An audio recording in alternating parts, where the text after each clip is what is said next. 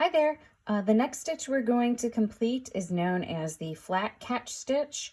You can see an example here of what we're going to do today. And a flat catch stitch is also a hemming stitch. It's a very secure hemming stitch. So you can imagine maybe the hem of your pant leg where someone has some high heels that could risk puncturing through a hemline. That would be a great application for this catch stitch because it is so secure. You'll see that this is the wrong side of my fabric that you're looking at, but you'll see when I flip it over, on the right side of the fabric, you can see just one little row of stitches. So it is visible. It is not a blind stitch. It is visible from the right side. So let's see how we're going to create this one. For this sample, I have created another hem-like sample. So I folded back my long edge of my fabric about 1/4 of an inch to 1/2 of an inch and then folded over again. So you guys can see there's a double fold in here. This one I did secure with a couple of pins because it isn't pressed. So this will make my stitching line nice and crisp for me. Here's the wrong side of my fabric. Again, that's the side no one in the world would see, and this is going to be the right side of my fabric, the side that everyone would be viewing. So for every stitch that we've worked on so far, I'm right-handed, and I have always started down here at the right-hand side. But for this stitch, you're actually going to start at the opposite. So if you are left-handed, you'll come over here. If you're right-handed, you're going to start over on this side. So I have for myself, as always, a needle and thread, single layer with a double knot at the end of it.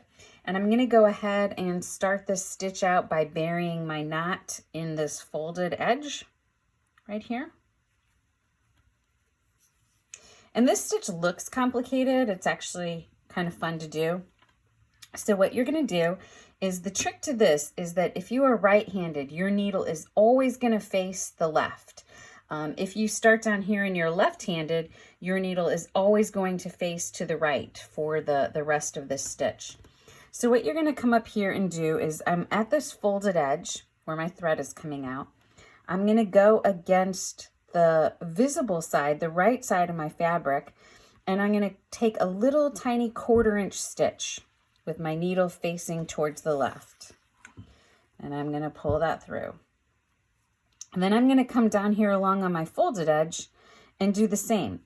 When I come down here though, you're going to notice I'm not going all the way through. So the first stitch that I took, which was above this kind of imaginary line, that stitch went through. This one is not going to go through that layer. So I'm just going to do 1/4 of an inch.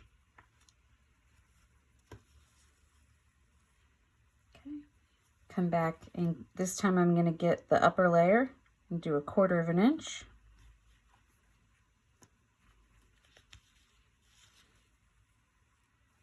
And again, you're not pulling it so tight to make it look puckered. 1/4 of an inch down here. But that's how you get kind of that cross stitch look, and it does a nice job of catching that hem really tight. So I'll go ahead and continue across and show you the end. Okay, as you get close to the end on this, again, make sure when you flip it over, you should only see one row of stitching. And that row of stitching is being created every time you go to the top of that imaginary line. And then once you get to the end, same as we've been doing before, you can simply grab a little bit of the fabric. You can grab a little bit of the thread as well. Once you create that second knot, you're going to pull it close, and right before that loop closes, you're going to go through it. And then this time I'm going to grab a little bit of the thread. And again, right before this loop closes, I'll go through it and then create my knot. So then you'll have a nice catch stitch there. you can attach that back to your sewing portfolio sample. And again, we're looking for consistent stitches, just one row of stitches that are about 1/4 of an inch evenly spaced.